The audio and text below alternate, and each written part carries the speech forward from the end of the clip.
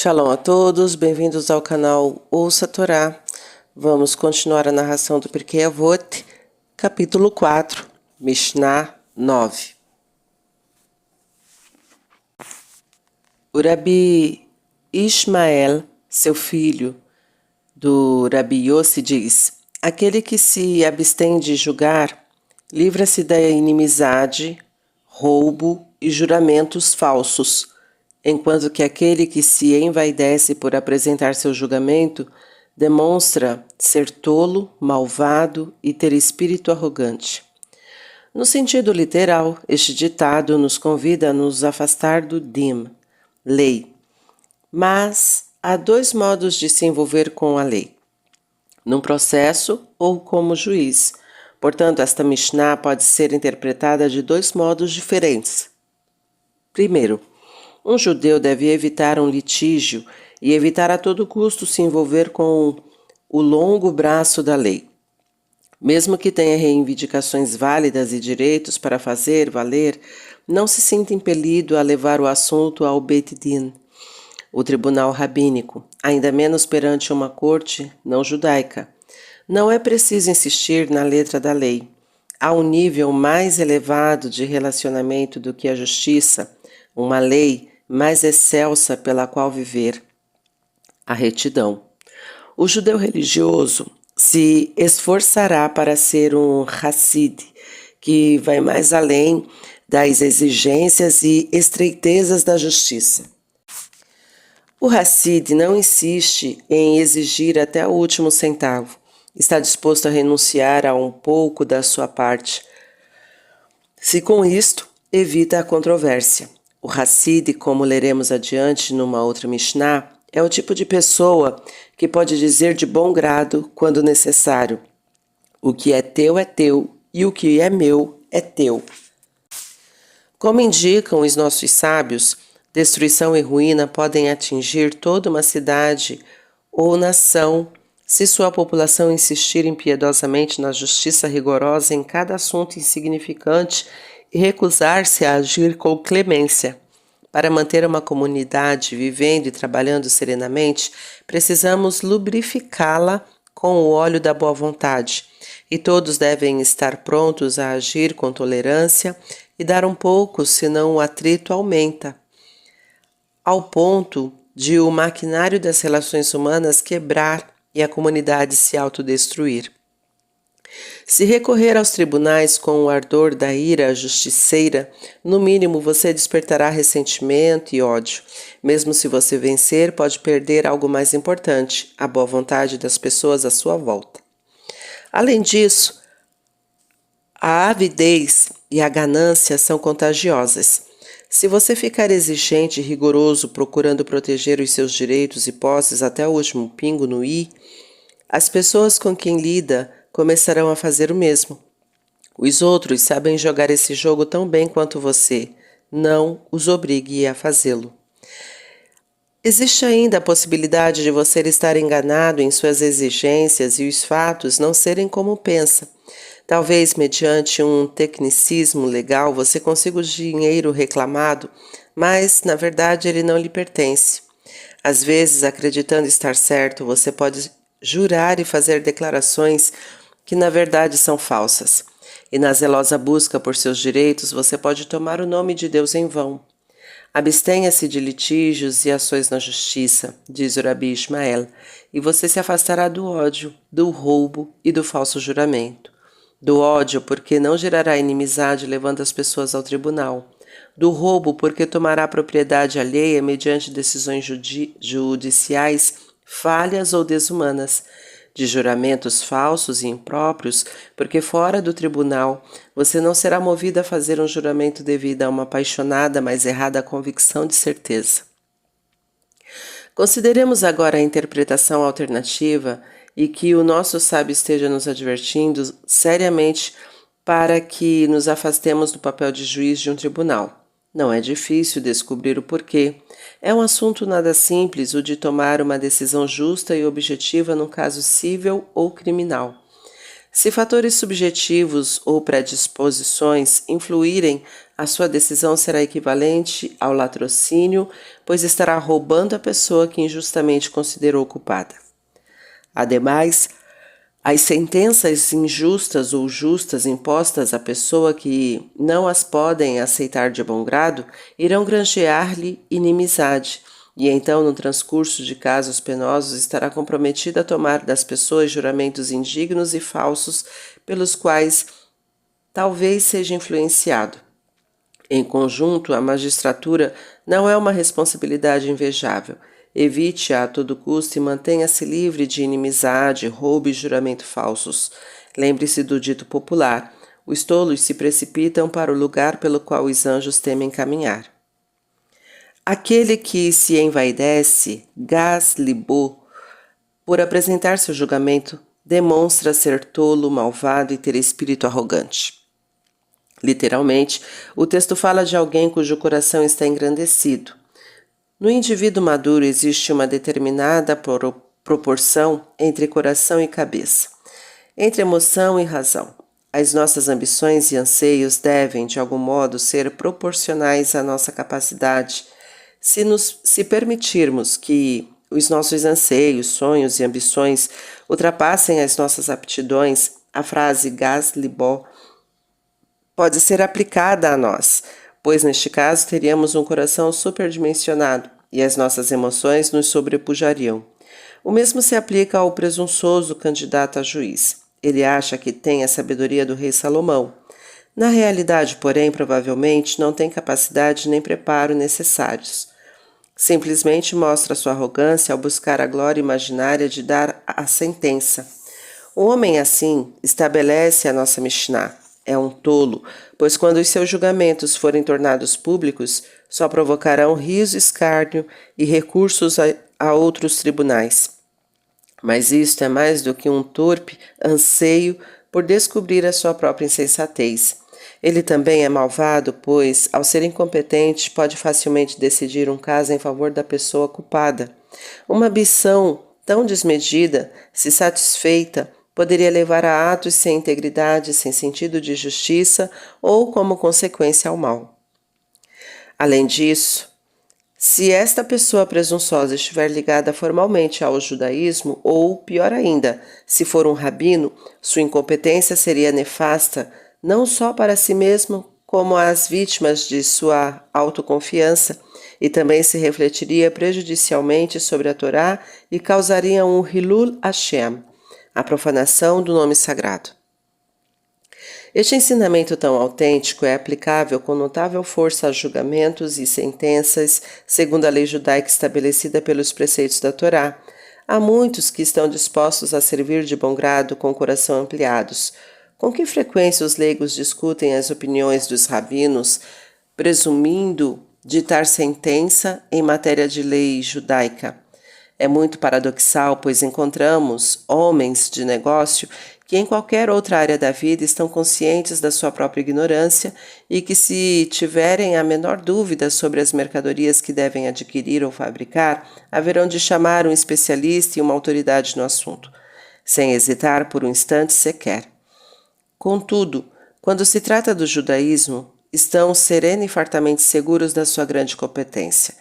Estão convencidos de que a sua opinião incompetente é, sob qualquer aspecto, tão válida e autorizada quanto a do rabino ou erudito. Isto também é uma presunção que reflete tolice, maldade e arrogância. E como a Torá sofre por causa disso? Há um relato acerca de uma mulher que foi ver o Natziv com um frango para que ele determinasse se era kasher. O sábio examinou cuidadosamente e concluiu que sim. A mulher ficou exultante. Meu marido ficará muito feliz com isto. Ele também pensou que era kasher. Logo que ela se foi, o Natziv mandou chamar a mulher de volta e disse: Sinto muito, mas este frango não é kasher. Eu me enganei na primeira vez. Ele não deve ser comido. A mulher se foi abatida e os alunos surpresos pediram a explicação ao rabino. Havia realmente se equivocado na primeira vez? Era difícil de acreditar. O Natziv explicou: Não temais. O primeiro veredito estava certo. Aquele frango está apto para consumo. Mas se não a tivesse chamado de volta, essa mulher iria para casa convencida da grande capacidade do seu marido para decidir questões de fé judaica. Afinal, ele também disse que o frango era kasher, e na próxima vez que estivesse em dúvida a respeito de alguma lei judaica, deixaria que ele decidisse em vez de consultar uma autoridade rabínica apropriada. E isto seria pior, muito pior, do que perder um frango que é kasher na realidade. Por isso revoguei a minha decisão. A segunda parte da nossa Mishnah poderia ser traduzida de forma mais literal. Assim, aquele que se orgulha em decidir questões de lei religiosa, isto poderia ser aplicado a decisões a respeito de tradições discrepantes da lei judaica. Na época talmúdica, quando as implicações, deduções e conclusões derivadas da lei judaica foram redigidas e articuladas totalmente, surgiram diferenças de opinião entre os sábios. Assim, por exemplo, as academias de Hillel e Shammai diferiram em suas decisões 316 vezes, segundo o Talmud. Em geral, a academia de Hillel, Beit Hillel, tinha uma interpretação mais indulgente e a de Shammai, Beit Shammai, mais rigorosa, embora houvesse algumas e notáveis exceções. Antes que a lei religiosa fosse codificada e fixada, o judeu tinha liberdade para seguir as decisões de Beit Hillel, desde que as seguisse com todo respeito e firmeza e consciência. O eclético, que seguia uma abordagem permissiva e indulgente, adotando o critério mais conveniente, fosse ele de Hillel ou Shammai, era considerado pelo Talmud como um iníquo. Por outro lado, prossegue o Talmud, se uma pessoa adotasse sempre o critério mais severo, fosse ele de Beit Hillel ou Beit Shammai, por crer que o caminho do piedoso deve ser severo e árduo, cometia uma tolice. A ela se aplicava ao versículo: o tolo anda na escuridão. O caminho da religião autêntica não é tenebroso. O que é repreensível em ambos os casos é a inobservância ou a violação do princípio. A severidade não é por si só um princípio para a observância da Torá, como tampouco o é a comodidade. Tanto a academia de Hillel como a de Shammai partem de princípios alárricos e ambas têm validade. Cada uma amplia seu pensamento consistente e lógico a todos os casos apresentados. Cada caminho, portanto, podia ser apropriado e aceitável na época talmúdica, mas somente quando seguido consistente, fiel e honestamente. Mas, além da questão da severidade ou da tolerância, o que é igualmente inaceitável é que alguém se erija árbitro entre as academias de Hillel e Shammai em cada uma das suas controvérsias. Ele se arroga o direito de decidir em que caso uma deve ser seguida e em que caso a outra. Isto também é o modo de operar do Gaz-Libo Beoraá, o arrogante que dita a sentença. Novamente, então a palavra em vigor aqui pode ser Oraá, decisão. O nosso texto pode se referir a um juiz que insiste em impor uma decisão inflexível em vez de trabalhar para obter um compromisso que ambos os litigantes possam aceitar. Nos conflitos e discussões é sempre preferível um acordo, pois ele acalma os sentimentos de raiva e não deixa amargura e ressentimento no seu rastro. Se um homem, em sua arrogância, profere uma decisão que declara que uma pessoa está certa e a outra errada, ele certamente estará se aventurando por um caminho repleto de perigos. Em sua lúcida profundidade, o Talmud nos ensina que o juiz sempre considere sua situação como se uma espada se encontrasse sobre ele e o purgatório do Gehinnom estivesse aberto debaixo dele. A palavra do juiz no tribunal e o poder que pode exercer com uma declaração é como o fio de aço temperado de uma espada. Se esta cair descuidadamente, pode cortar e golpear, causando dano incalculável.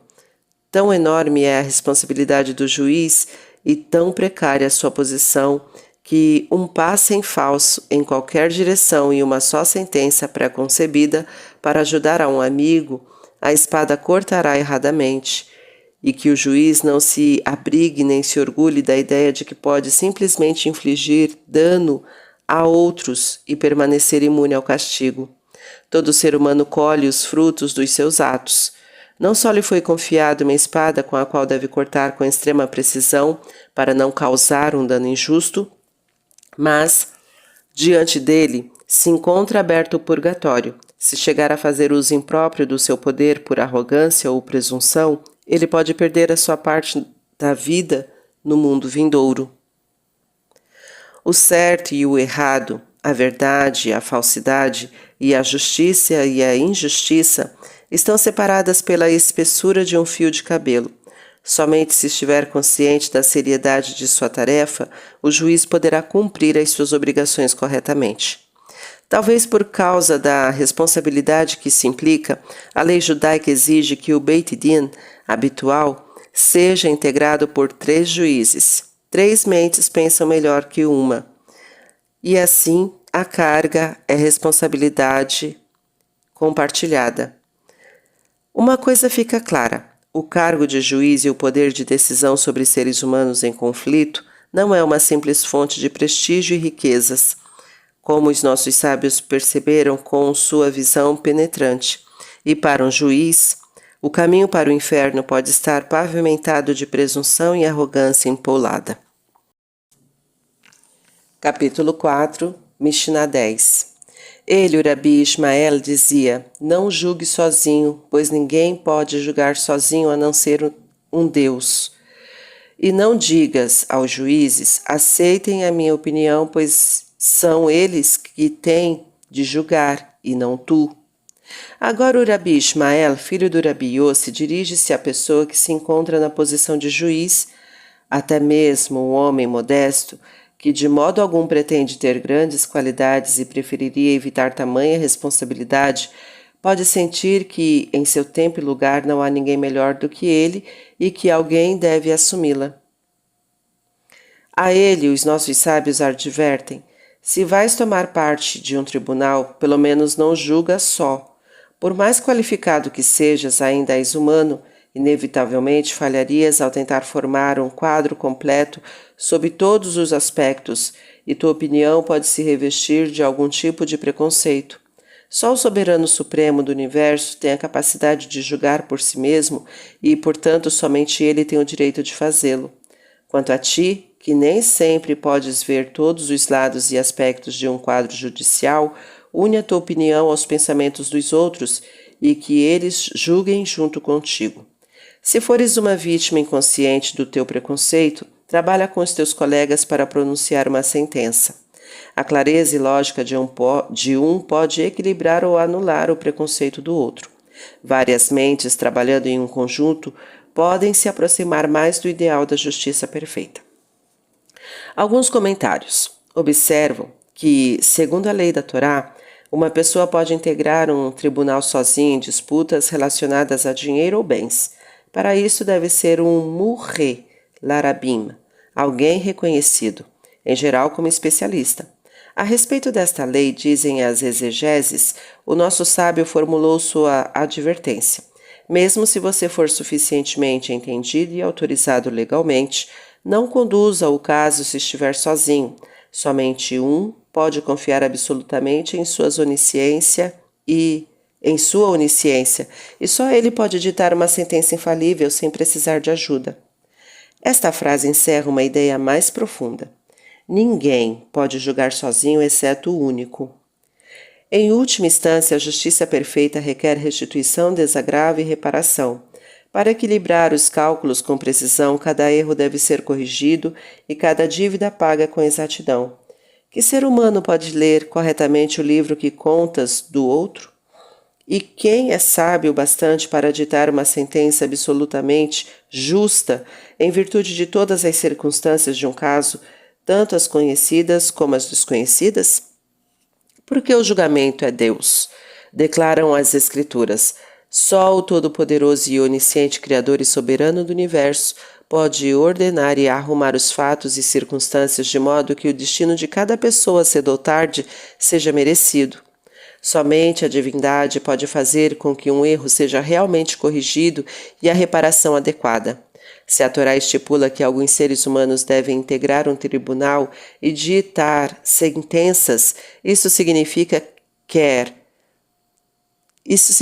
que lhes foi confiado atuar como agentes do Todo-Poderoso para ajudar até onde seja possível na missão celestial de pôr as contas em ordem. Por esta razão, o Talmud estabelece que cada juiz que decide um caso em absoluta verdade, mesmo que por um só instante, as Escrituras reconhecem seu mérito como se tivesse compartilhado com o Santíssimo, bendito seja, o trabalho da criação. Este é o objeto e a tarefa permanente da criação, corrigir o desequilíbrio e a injustiça na vida dos seres humanos. Um juiz bom e honesto contribui para atingir este fim com sua participação justa. Mas, se um juiz presume ditar sentenças por si mesmo, é provável que profira as sentenças injustas e assim aumente com certeza as tarefas da providência. Como um sábio expressou em favor do Todo-Poderoso, os julgamentos inócuos que não só tomam ilicitamente dinheiro de um e dão a outro, mas com isto também me impõem a carga de devolver o dinheiro a seu legítimo dono. O céu deve criar ou ordenar circunstâncias especiais para que as injustiças desses juízes presunçosos sejam retificadas. Não digas, aceitem a minha opinião. O sábio da nossa Mishnah vai ainda mais longe. Mesmo numa junta de juízes, é possível que um tente influenciar os demais devido à sua personalidade imponente, por uma deslumbrante exibição de erudição ou pela força de suas convicções. Portanto, ele nos previne: não digas, aceitem a minha opinião, pois isto nega tudo de bom que pode surgir da diversidade de opiniões num tribunal. Quando você tiver uma ideia, deixe-a ir em frente somente devido à sua própria força lógica e firmeza racional. Não a force. Impor a alguém uma conclusão a qual ele não chegou por si mesmo, isso é o privilégio de uma maioria e não de um indivíduo num grupo, não importa quão talentoso e brilhante ele seja. O nosso texto também pode significar: não julgue uma das partes em litígio quando só ela estiver na sua presença. Você deve escutar ambas as partes e seus argumentos para estar em condições de julgar corretamente. O único que pode ditar sentença após escutar a somente uma das partes é o Todo-Poderoso, como está escrito. E será que quando o pobre a mim clamar, eu então o ouvirei, porque sou misericordioso? O Criador pode responder assim que ouve um lamento queixoso, já que é onisciente e nada é secreto para ele. Mas você é um ser humano limitado pelo tempo e espaço, capaz de adquirir conhecimentos somente através dos 5 sentidos. Para obter os dados pertinentes ao caso, à sua frente, você não tem outra fonte senão o testemunho dos envolvidos. O mínimo que deve fazer é ouvir ambas as partes antes de julgar. A partir dos textos que estivemos estudando neste capítulo, pouca dúvida pode restar sobre o profundo respeito e reverência do judaísmo em sua abordagem sobre todos os assuntos legais e o processo judicial. Determinar justiça, imparcialidade, direito e administrá-los é algo que se aproxima de uma tarefa divina. Vamos continuar em outro momento. Tá gostando do conteúdo do canal? Então curta, comenta, compartilha. Se ainda não é inscrito, se inscreve, ativa o sininho e fica por dentro das novidades. Shalom a todos!